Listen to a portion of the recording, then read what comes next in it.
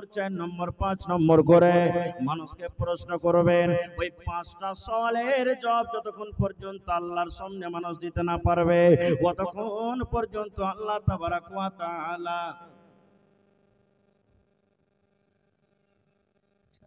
বাদে এলান করেন।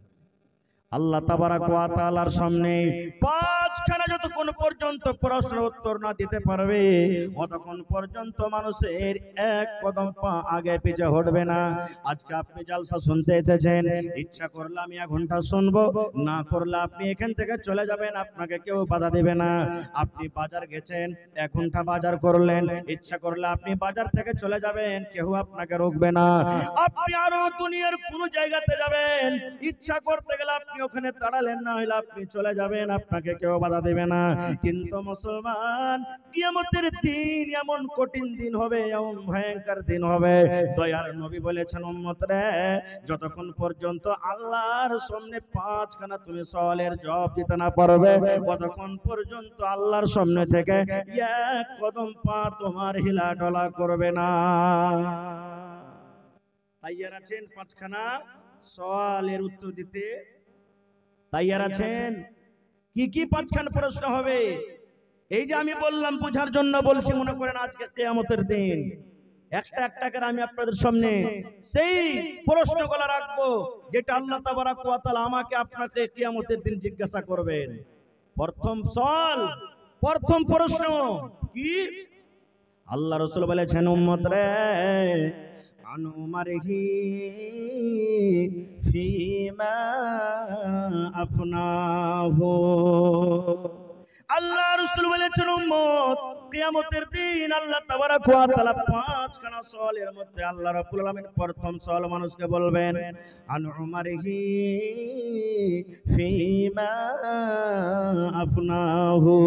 বান্দারে, এই আব্দুল্লাহ, আব্দুর রহমান, খালেদা, সাইয়েদা, হালিমা, তোমাকে আমি 100 বছর জীবন দিয়েছিলাম, তোমাকে আমি 50 বছর জীবন দিয়েছিলাম, তোমাকে আমি 80 বছর জীবন দিয়েছিলাম, তোমাকে আমি 150 বছর জীবন দিয়েছিলাম, তোমাকে আমি 40 বছর জীবন দিয়েছিলাম।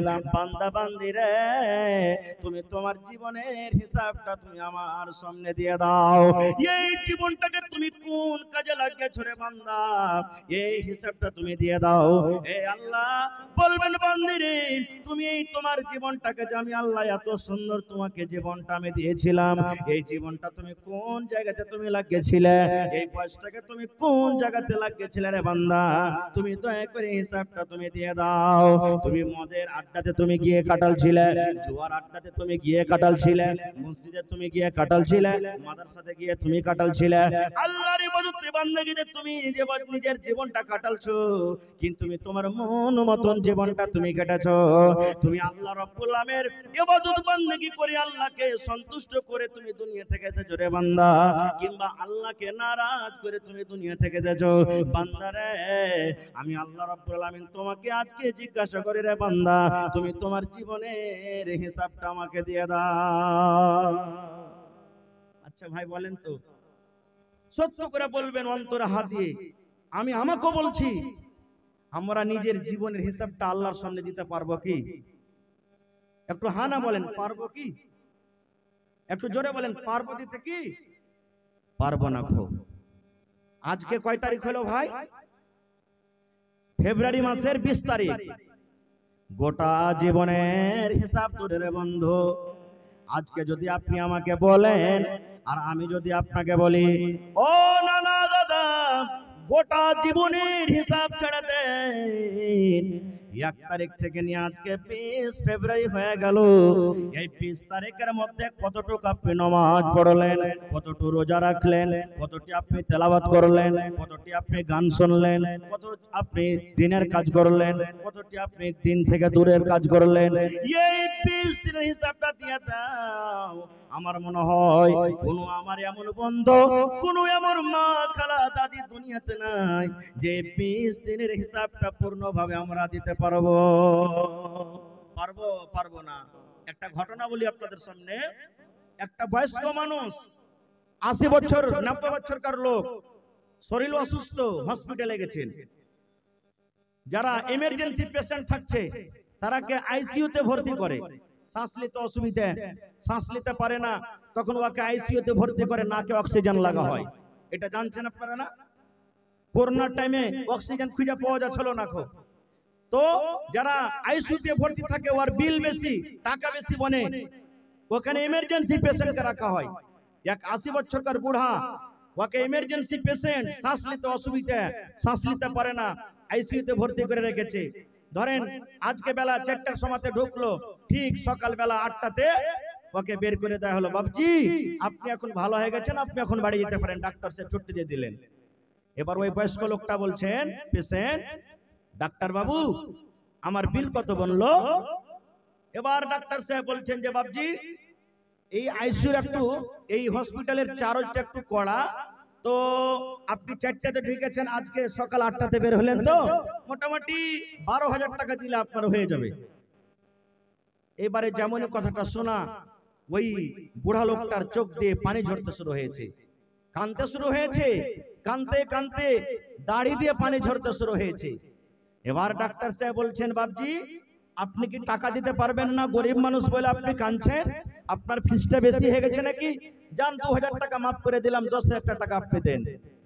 এরে আমার মুসলমান ভাইরা শুনেন, যখন কথাটা শুনলেন ওই 80 বছর বয়সের বুড়া এইবারে ডাক্তারকে বলছেন, ডাক্তার সাহেব আমার ফিস বেশি হয়নি, আল্লাহ রাব্বুল আমিন আমাকে মাল দিয়েছেন, টাকা দিয়েছেন, আমার কাছে মাল আছে, টাকা আছে, আমি আপনার ফিস আদায় করতে পারবো।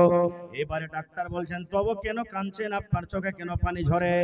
এইবারে ওই বয়স্ক মানুষটা বলছেন, ডাক্তার সাহেব এই জন্য আমি কান্দি, এই জন্য আমার চোখ দিয়ে পানি ঝরে, আজকে সামান্য একটা অক্সিজেন নিতে আমার অসুবিধা হচ্ছিল, শ্বাসটা নেওয়ার জন্য আমি আপনার হসপিটালে এসেছি, অক্সিজেন আমার নাকে লাগিয়ে রাখলেন, এই 8 ঘন্টা 10 ঘন্টা 12 ঘন্টা আপনার হসপিটালে আমি থাকলাম, সামান্য এই শ্বাসের মেশিনটা আমার নাকে আপনি লাগিয়ে রাখলেন, মুখে লাগিয়ে রাখলেন, তার যদি চার্জ 12,000 টাকা হয়, এই 12 ঘন্টা 14 ঘন্টাতে যদি আমাকে শুধু শ্বাসের হিসাবটা দিতে 12,000 টাকা আদায় করতে হয়।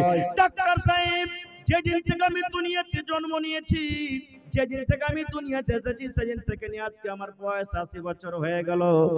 আরে দুনিয়াতে আমি 80 বছর সময় কাটিয়ে দিলাম, কোনদিন আল্লাহ রাব্বুল আমিন আমার কাছে 1 টাকা চাইনি। কত আমি দুনিয়াতে অক্সিজেন নিয়েছি, আমি আল্লাহর দেওয়া অক্সিজেন ভিতরে নিয়েছি, কোনদিন আল্লাহ রাব্বুল আমিন আমার কাছে 1 টাকা চাইনি। ডাক্তার বাবু হাতের হিসাব থাক, পায়ের হিসাব থাক, চোখের হিসাব থাক, গোটা বডির হিসাব থাক, আল্লাহ রাব্বুল আমিন যদি কিয়ামতের দিন আমাকে একটাই প্রশ্ন করে, বান্দারে আমি তোমাকে 80 বছর বয়স দিয়েছিলাম রে বান্দা, এই 80 বছর বয়সে তুমি আমার অক্সিজেন নিয়েছো, এই 80 বছর বয়সে তোমাকে দুনিয়াতে আমি অক্সিজেন দিয়েছিলাম, শুধু এই 80 বছর বয়সের তুমি অক্সিজেনের হিসাবটা দিয়ে দাও। ডাক্তার বাবু যদি আমাকে এক রাতে 12,000 টাকা আদায় করতে হয়, তাহলে 80 বছর বয়সে আল্লাহ রাব্বুল আলামিনের সামনে কত টাকা আমাকে আদায় করতে হবে?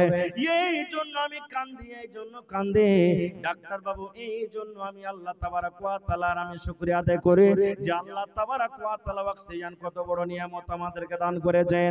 বন্ধুরে আল্লাহ রাব্বুল আলামিন কোরআন মাজিদে বলেন, এই আয়াতটা আমাদের সকলের মুখস্থ আছে। আল্লাহ রাব্বুল আলামিন কোরআনে বলেন, সুম্মা লা তুসআলুন্না ইয়াওমাইযিন আনিন নাঈম, প্রত্যেক নিয়ামত সম্পর্কে আল্লাহ রাব্বুল আলামিন কিয়ামতের দিন জিজ্ঞাসা করবেন। আল্লাহ বলবেন, বান্দারে হাত তোমাকে দিয়েছিলাম রে বান্দা, এই হাতের তুমি হিসাবটা দিয়ে দাও। আল্লাহ বলবেন, বান্দারে চোখ দিয়েছিলাম, এই চোখের হিসাবটা তুমি দিয়ে দাও। আল্লাহ বলবেন, বান্দারে তোমাকে পা দিয়েছিলাম, পার হিসাবটা দিয়ে দাও। আল্লাহ বলবেন, তোমাকে জ্ঞান বুদ্ধি বিবেক দিয়েছিলাম রে বান্দা, এই তুমি মাথার ব্রেনের হিসাবটা তুমি দিয়ে দাও। বন্ধুরে আজকে বিচার পঞ্চায়েতে বসে মিষ্টি মিষ্টি কথা বলে আমরা পার করে যাই, আমরা মিথ্যা কথা বলে পার করে যাই, মৌলানার সামনে মিথ্যা কথা বলে দিই, কোর্টে যাই মিথ্যা কথা বলে দিই, আদালতে আমরা মিথ্যা কথা বলে দিই, বিচার ব্যবস্থা মিথ্যা কথা বলে দিই, মণ্ডলের সামনে মিথ্যা কথা বলে দিই। কিন্তু আল্লাহ রাব্বুল আলামিন করে বলেন, আল ইয়াউমা নাখতিমু আলা আফওয়াহিহিম ওয়া তুকাল্লিমুনা আইদিহিম ওয়া তাশহাদু আরজুলুহুম বিমা কানু ইয়াকসিবুন। বাচ্চা যখন দুধ পান করে, ছোট বাচ্চা থাকে, গরু ভুষের বাচ্চা যেন ছুটে দুধ না খেলে মায়ের, আমরা মুখে কি লাগিয়ে রাখি ভাই বলেন তো? টুনি। কি বলেন আপনারা?